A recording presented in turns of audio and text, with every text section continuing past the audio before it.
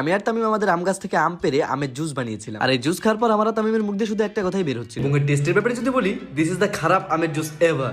হ্যাঁ ভাই ঠিক।